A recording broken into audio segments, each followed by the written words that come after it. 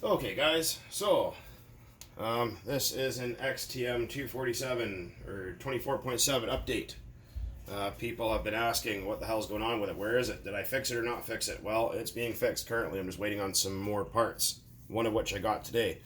The other parts I'm waiting on is the aluminum back plate with the starter shaft, one-way bearing, and pull starter and the screws. I got it all as a kit from LRP. I found one on A Main Hobbies. It was the last one they had, unfortunately, but I snagged that and it will work because LRP, XTM, Dynamite, LOSI, MEGATECH is all made by SH. It's all very interchangeable. So right on. Anyways, so that should be here hopefully in the next couple of days or probably next week. But, so what's going on so far? Piston and sleeve was repinched by RW Mods. Got a new set of bearings. Hey, Rex, thanks if you're watching, buddy. Carburetor has gone through, boot replaced on it, which I already had in stock. I got a brand new wrist pin and connecting rod. Pretty nice connecting rod. Look at that. Bronze bushed at both ends. Oil holes. Everything else. Pretty good. I got those for I think $10.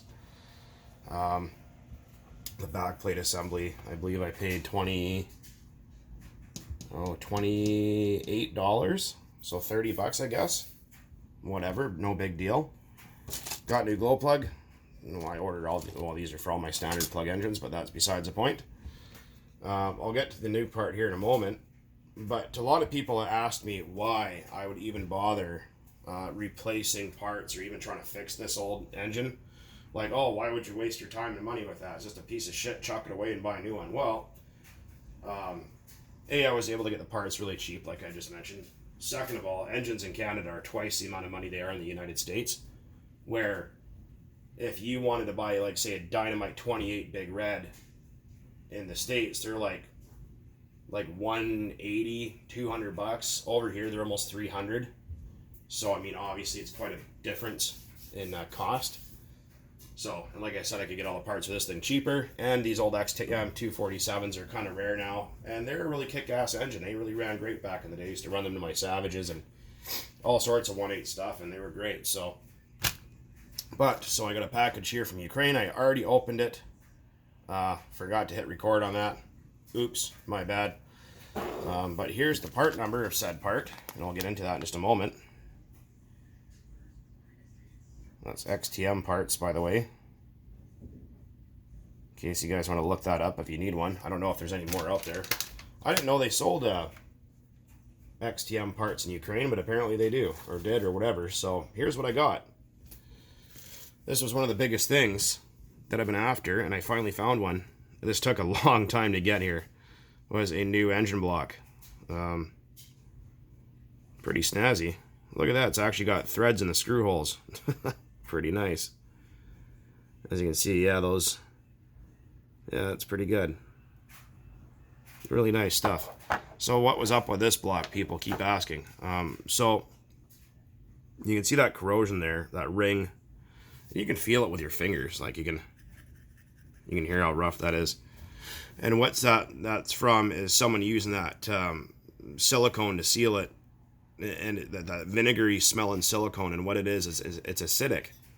It has I can't remember the acid in it, and it attacks aluminum and brass and all sorts of shit. So you got to really be careful with that stuff. If you are going to use sealant like Moto Seal 1 or what is it, 8411 or 1184 or something like that, 3-bond, whatever, works fine too. But if you look, I don't know how well it's going to be able to pick it up, but that screw hole is completely gone, the one in the top corner here. There's no threads left. And the aluminum is so thin right there that even if I did find a tap and an oversized screw, I would run right into the inside of the block here. There's just no saving that. This one's really bad too. A lot of these screws, they look like there's threads in there, and there's a couple, but they won't tighten up anymore. And the ones in the top here are completely screwed too. So no pun, well, I guess pun intended, whatever. No pun intended, I don't know. Oh, the head's got a little bit of marks on it. You know, who cares, whatever. But yeah, I know this thing just seen a really hard life and a lot of neglect. And I thought, well, you know what? These things are, pretty much as rare as rocking horse shit nowadays. And if I can get the parts cheap enough, I'm going to slam it back together and use it. So that's what's going on. But as soon as those other parts come in, I'm going to... oh, this even came with a new guy in there. What do you call that? Pinch bolt. Well, that's freaking awesome. Usually don't come with that. Sweet. Right on. Yeah, so when I get the other parts in the mail, whenever that is, hopefully this week, probably next week though, I'm going to put this engine back together on video for you guys. So that will be installing the crankshaft bearings into the case, as well as replacing the connecting rod and wrist pin, because they are both quite worn. All of the crank is pretty much mint. That hole is already there. I think that's a factory thing. Pretty nice looking crank, actually. And for shits and giggles here, because I mean this thing was so friggin' just worn right out. The piston, you could literally just push it right out the end of the sleeve. It would follow just like that 3.3 I did a while ago. Which I'm still waiting on parts for Ed's Vortec and stuff, but I'm just gonna throw a little dab Astroglide on there, and just do a quick casement fit, just to make sure everything's happy. So that big, crazy looking port faces towards the rear. Oh, like butter. Wow.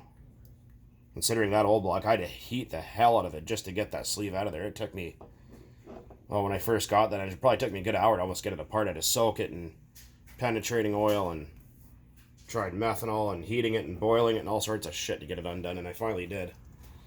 But, yeah, there it is. That fits absolutely terrific. Very, very nice.